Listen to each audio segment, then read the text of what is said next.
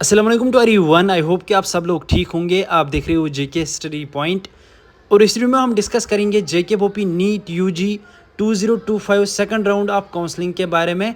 तो मैं आपको बता देता हूं, हमारे पास काउंसलिंग शेड्यूल आ चुका है, ऑफिशियल नोटिफिकेशन इसके लिए निकाली गई है, डेट्स हमारे पास आ चुके हैं। अब किस तरीके से आपको अप्लाई करना है और यहाँ पे आपको कौन कौन सी मिस्टेक्स नहीं करनी है, फ्री ऑफ कास्ट हम आपको पूरी गाइडेंस इस वीडियो में प्रोवाइड करेंगे। इसके अलावा अगर आपने फर्स्ट राउंड अटेंड किया है देन सेकंड राउंड में क्या होगा अगर आप अटेंड करोगे, तो ये सारी चीज़ें आपकी क्लियर हो जाएंगी। और यहाँ पे जो ये सेकंड राउंड है ये ऑनलाइन रहने वाला है, सीट मैट्रिक्स किस हिसाब से होगा और प्रेफरेंस किस तरीके से आपको देनी है, इसके रिगार्डिंग हम डिटेल में डिस्कस करेंगे। वीडियो बहुत ही ज़्यादा इंपॉर्टेंट होने वाला है, वीडियो ज़रूर एंड तक देखना। सबसे पहले आप सब लोगों से रिक्वेस्ट रहेगी कि अगर आपने अभी तक हमारी चैनल को सब्सक्राइब नहीं किया है, सब्सक्राइब जरूर करना। इसके अलावा आप हमारे साथ व्हाट्सएप टेलीग्राम पे जुड़ सकते हो, लिंक आपको डिस्क्रिप्शन में मिल जाएगी, कमेंट बॉक्स में मिल जाएगी, ज्वाइन जरूर करना। बाकी जितना हो सके इस वीडियो को शेयर करना। तो चलिए वीडियो को स्टार्ट कर लेते हैं। तो सबसे पहले स्क्रीन पे आप नोटिफिकेशन देख सकते हो, जेके पॉपी की तरफ से ऑफिशियल नोटिफिकेशन निकाली गई है। Conduct of the second round for left over seats of the first round, submission of online preferences. तो यहाँ पे मैं आपको बता देता हूँ, नीट यूजी एमबीबीएस बीडीएस के लिए सेकंड राउंड यहाँ पे ऑनलाइन रहने वाला है। पहले यहाँ पे ऑनलाइन प्रेफरेंस इन्होंने मेंशन किया हुआ है। अगर हम इस नोटिफिकेशन की बात करेंगे तो 10/9/2025 कल ये नोटिफिकेशन निकाली गई है और इस नोटिफिकेशन के हिसाब से मैं आपको क्लियर कर देता हूँ, यहाँ पे 11/9/2025 मतलब आज से आपकी लिंक एक्टिवेट कर दी जाएगी 2 बजे से। और यहाँ पे मैं आपको बता देता हूँ, इसका जो लास्ट डेट रहेगा वो रहेगा 14/9/2025। लगभग आपके पास 3 दिन है, आप ऑनलाइन प्रेफरेंस को फिलअप कर सकते हो।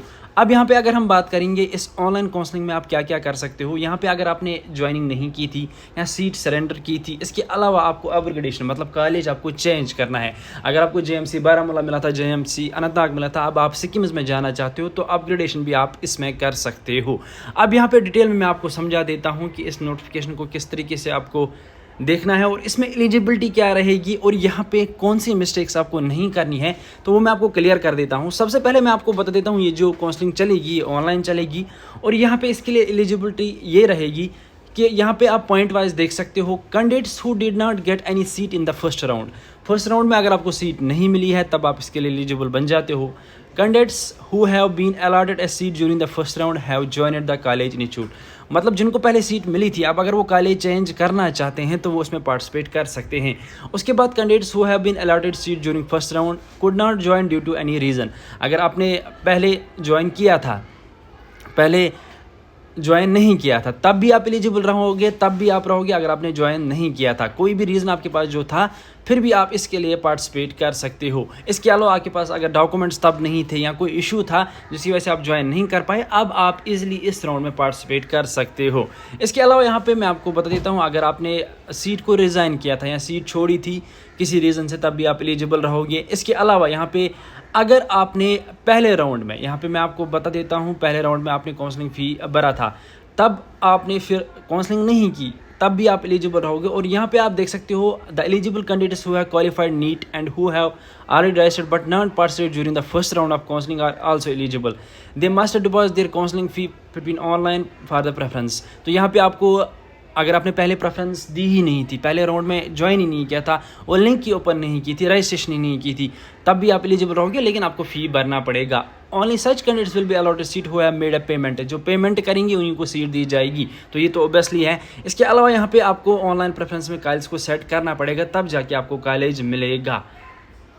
इसके अलावा और एक यहाँ पे आपका जो डाउट रहता है कि हमने पहले फ़ी भरा था, क्या हमें दोबारा से फ़ी भरना है, तो दोबारा आपको फ़ी नहीं भरना है, मैं आपको क्लियर कर देता हूँ। इसके अलावा यहाँ पे मैं आपको बता देता हूँ, प्रोविजनल मेरिट लिस्ट में जिनका नाम आया था, जिन्होंने फिर से रजिस्ट्रेशन की थी, सिर्फ वही इसमें पार्टिसिपेट कर सकते हैं, वही फार्म वगैरह फिलअप कर सकते हैं। इसके लिए ऑफलाइन 3 दिन काउंसलिंग रखी गई थी, जिसमें आपकी रजिस्ट्रेशन दोबारा से करवाई गई, क्योंकि यहाँ पे सीट्स इंक्रीज़ हो गई थी, तो वो भी एलिजिबल रहेंगे और प्रोविजनल मेरिट लिस्ट वाले भी एलिजिबल रहेंगे। इसके अलावा जो आपका सीट मैट्रिक्स है वो विद इन द टाइम आप जेके पॉपी की वेबसाइट पर वॉच आउट कर सकते हो। अब यहाँ पर मैं आपको कुछ इंपॉर्टेंट टिप्स दे देता हूँ।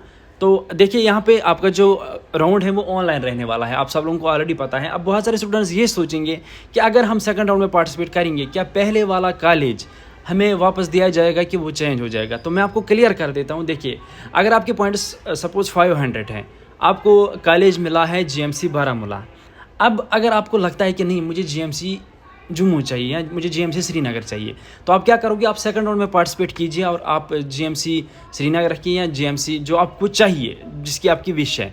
तो वो 2 कॉलेज हैं, 3 हैं, जितने भी आपके दिमाग में आते होंगे तो वो आप रखिए, ठीक है ना, वो आप रखिए। उसके बाद आप काउंसलिंग कीजिए। अगर आपको वो कॉलेज मिलता है तो ऑब्वियसली आपका अपग्रेड हो जाएगा, आपको पहले वाले कॉलेज की सीट आपकी छूट जाएगी और दूसरे में आप चले जाओगे।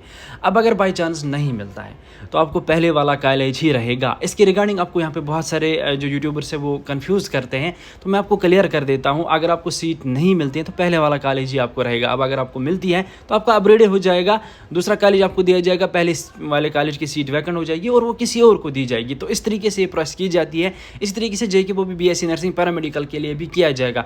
अब यहाँ पे बहुत सारे जो यूट्यूबर्स हैं उन्होंने कहा था कि अगर हम सेकंड राउंड में करेंगे तो अगर नहीं मिला तो पहले वाले राउंड की सीट भी छूट जाएगी। ऐसा नहीं है, ऐसा बिल्कुल भी नहीं है।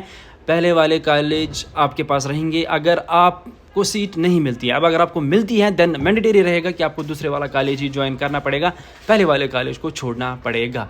तो ये आपके लिए टिप्स हैं। बाकी इस वीडियो में इतना ही था। सीट मैट्रिक्स शाम तक आ जाएगा, मैं आपको क्लियरली उसके रिगार्डिंग फिर अपडेट दे दूंगा और आपको डिटेल में समझाऊंगा किस तरीके से सीट्स वगैरह है, किस तरीके से आपका मेरिट लिस्ट वगैरह बनेगा। फिलहाल इस वीडियो में इतना ही था कि आपकी जो काउंसलिंग है वो स्टार्ट हो चुकी है। मिलते हैं किसी अगले वीडियो में किसी और अपडेट के साथ, तब तक के लिए अल्लाह हाफ़िज़।